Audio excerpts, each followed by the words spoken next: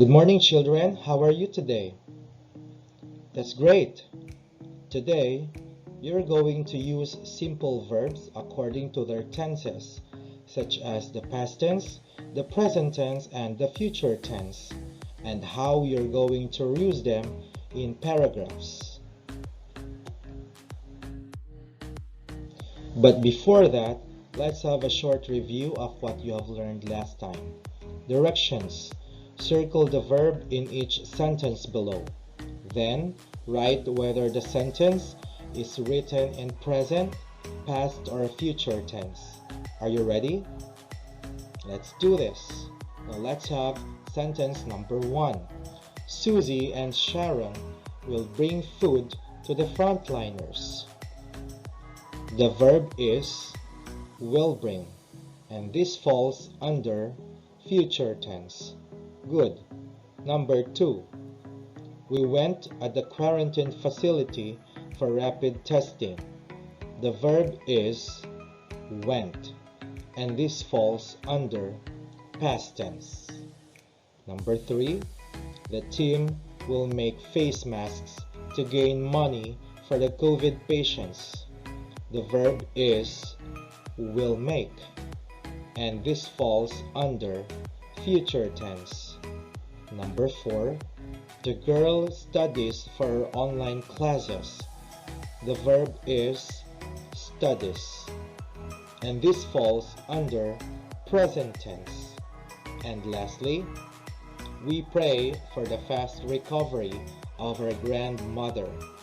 The verb is pray, and this falls under present tense. Very good. Let's talk about verb. When we say verb or verbs, these are words used to indicate an action. Tense of verb indicates the time of action or an event. By using tenses, you can identify the appropriate verb to be used, whether in the past, the present, or the future. There are 3 tenses of verb. The first one is present tense. Again, say it correctly, present tense. Number 2, past tense. And number 3, future tense. Okay, now children, I want you to remember that there are rules that should be followed in using the tenses of verb. Let's talk about the present tense. Verbs in simple present tense indicate habits, or what we call the habitual actions, and general truth. In this case, the verb simply ends in s or es next to any singular noun subjects or pronoun subjects like he or she. We also use the be verbs is and are. Is for singular subjects and are for plural subjects. Now let's have the example using a paragraph. Bob is a frog. He is green with yellow spots. He has a long, sticky tongue that he uses to catch flies. He lives near a pond. Sometimes he goes into the water and sometimes he stays on the land. Bob has strong legs that he uses to hop. When Bob was a little baby, he was called a tadpole. Now take a look at the verbs used under present tense. Is, has, uses, lives, goes, stays, has, and uses. Now this is the most important part under present tense, and I want you to remember this. Nouns should agree with the verb. If the subject is singular, the verb must be singular. We take the S form of the verb. If the subject is plural, the verb must be plural. We take the simple form or the base form of the verb. However, there is always an exemption to the rule. Again, there is always an exemption to the rule. Pronouns such as I and you always take the plural form of the verb in the simple present tense. Number 1. I help my mother in doing the household chores. I is only one, but it takes the plural form of the verb, take. Number 2. You need to take your vitamins to boost your immune system. You can be pertaining to only one person, you, or a number of people, all of you. However, it always takes the plural form of the verb. Now let's pull up the next slide. Let's have past tense. The series of completed actions are always described using past tense, meaning to say events that happened already in the past fall under past tense. In this case, the verb simply ends with D or ed. We also use the be verbs was for singular subject and were for plural subject. In some cases, the spelling of the different forms of the verb, such as the irregular verbs, are totally changed. Let's take a look at the examples here. What you will see are some of the examples of irregular verbs in their past form. Take a look at the spelling when forming their past form. Under present tense, you have come. It will become came. Under past tense, O is omitted and replaced by letter A. One more thing is find. It will become found. Eat, ate. Run, ran. Catch, caught. Swim, swam. Go, went. Fall, fell. Bring, brought. Shine, shone. Sit, sat. Throw, threw. Win, won. Become, became. Draw, drew. And get, got. Now I want you to remember, children, that these are some of the examples. There are other examples under the Google. You can search them there and write them on your notebooks. Okay? So now let's put up the next slide. Let's use them in paragraph. A tiny baby bird sat on the ground, close to the nest. The bird cried out nervously for its mother. Several people passed by and stared, but no one touched the bird. If a cat saw the bird, the cat would kill it. However, the area seemed remote and no cats were nearby. Now take a look at the verbs under past tense. Sat, cried, passed, stared, touched, seemed, were. Do you follow? That's good.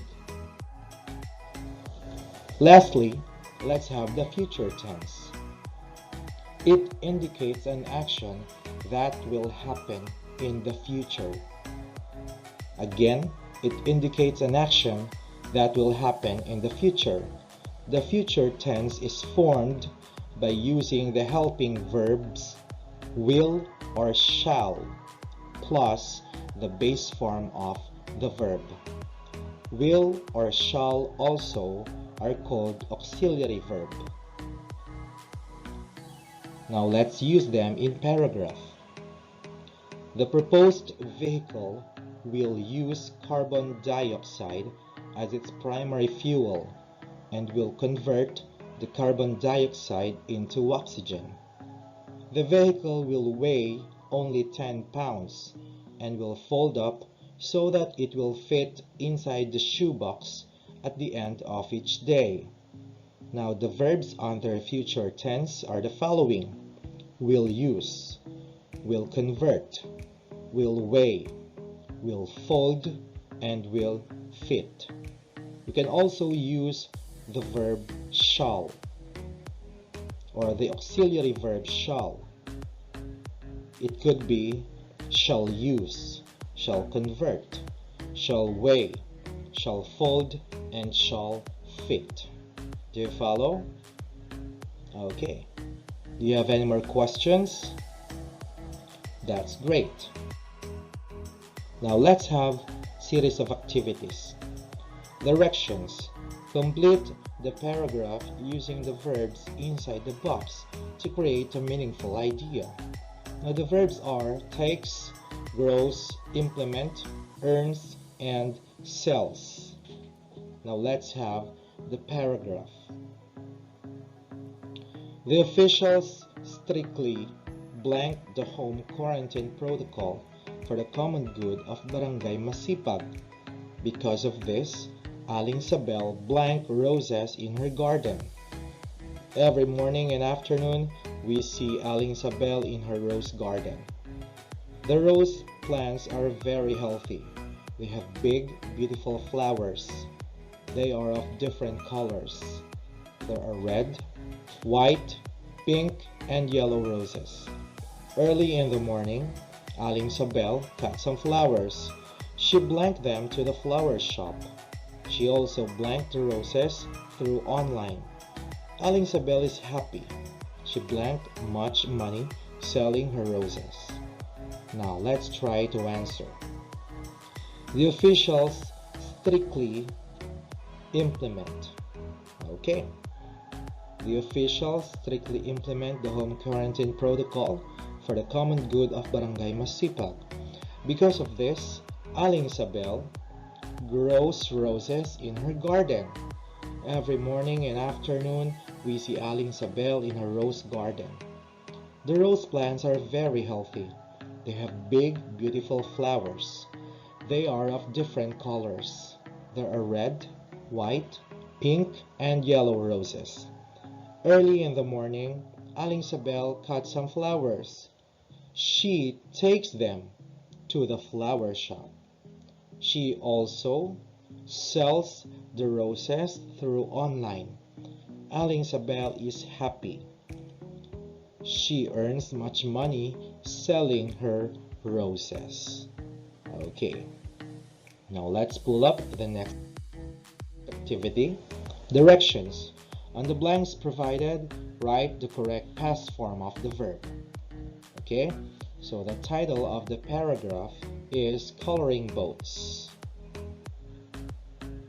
Children below 21 years of age are not allowed to go out due to community quarantine.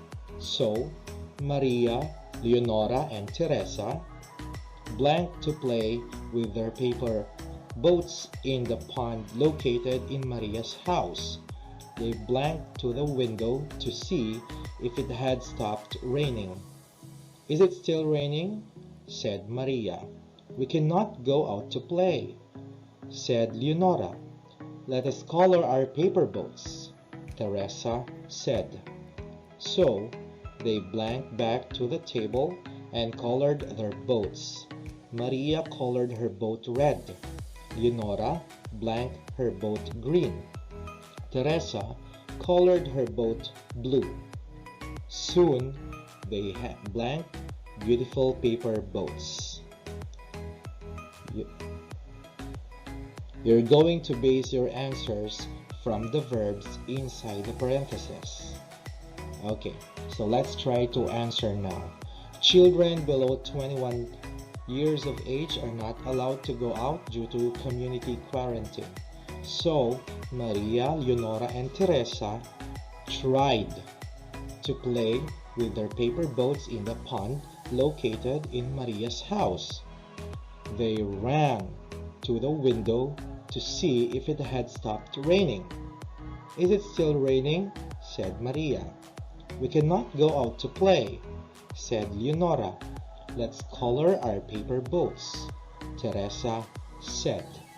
So they went back to the table and colored their boats. Maria colored her boat red.